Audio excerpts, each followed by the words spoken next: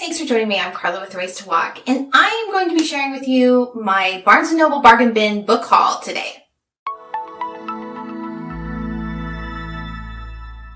But before we get started, a little bit about this channel. Here we share good thoughts about good words, and on Fridays I host a live Bible study on Instagram at Race to Walk, and I publish 2 videos a week. I publish a replay of that Bible study as well as a video about books. So if you are interested in either of those things, be sure to like and subscribe and hit the bell for notifications so you can get updates about new videos.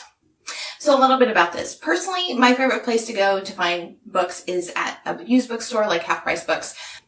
But one of my youngest daughter's favorite things to do is to go to Barnes & Noble. So that's about all we do. In this pandemic, we've just been taking little trips to Barnes & Noble. She goes in the manga section, and then I just kind of look around and browse. So at the Barnes & Noble that we go to, they have like a little section kind of like in the back around where they have these bargain books. Now, these are books that are usually classics or other works that are out of copyright that they've issued their own editions on. They do have another series of really pretty covers that they usually have like up by the front, and the books are usually like $25. That's not this. This is something else.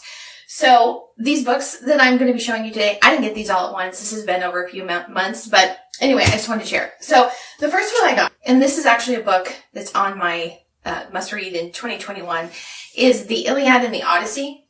And this is only $8. Can you believe that? I mean, I think that's an amazing deal.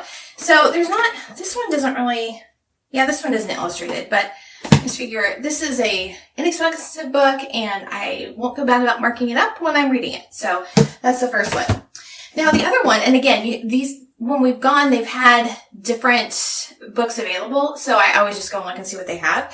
But they have these little like box sets, and not sets. It's not a set. It's just basically a hardcover book that comes in a coordinating box. And this is, Edgar Allan Poe's Tales of Mystery and Imagination. This was originally $15. It was only $5. Can you believe that? So this is Edgar Allan Poe, and this has some prettier illustrations in it. So anyway, I thought that was a good find. I can't remember. The past few years I've been pretty good about putting everything I buy in my Zotero library. But anyway, I don't think we have anything else by Edgar Allan Poe, but I could be wrong about that. So the other one that I just got was, this is still in the plastic, is The Origin of Species by Charles Darwin. Anyway, so that was the second one that we got like this. And then the third one that we got was Grimm's Fairy Tales. And this was only $10. So look, it has a really pretty cover. It has some other illustrations in it too. And this is really formatted really nicely. And then the fifth one that I got was the Oscar Wilde collection. And this one, again, was only $10. I did a video with a guy named Paul Fortunato last year he did his dissertation on Oscar Wilde, and we talked about that. And since I had that conversation with him, I've been wanting to read Oscar Wilde, but you know how it is, like so many books, so little time. But what is in this? Let's just open it up. Let's open it up and see what's in here. Okay, let's see. Oh, this is a pretty cover. So this has, quite a few of them. The Picture of Dorian Gray, Lord Arthur Saville's Crime, The Canterville Ghost, The Model Millionaire, The Happy Prince, and Other Stories. This is actually what Paul Fortunato recommended starting with if you haven't read Oscar Wilde before. The House of Pomegranates. Never heard of that one. That sounds interesting. And The Ballad of Reading Gallo.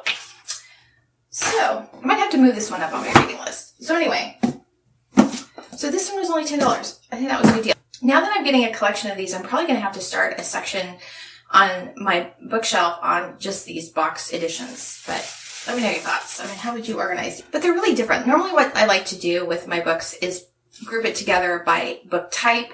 Like I have a whole section for C.S. Lewis, and I have a section for theology and one for apologetics and some for like more science-based apologetics or New Testament, and then like Christian living. So I kind of try to group them by type of book and then do it by author. But I don't know. What do you think? Should I just go ahead and put those in their own section? Because otherwise it's going to look kind of off. But I don't know. We'll see. I'll play around with it. But those are my finds. And thanks for joining me, and I'll see you next time.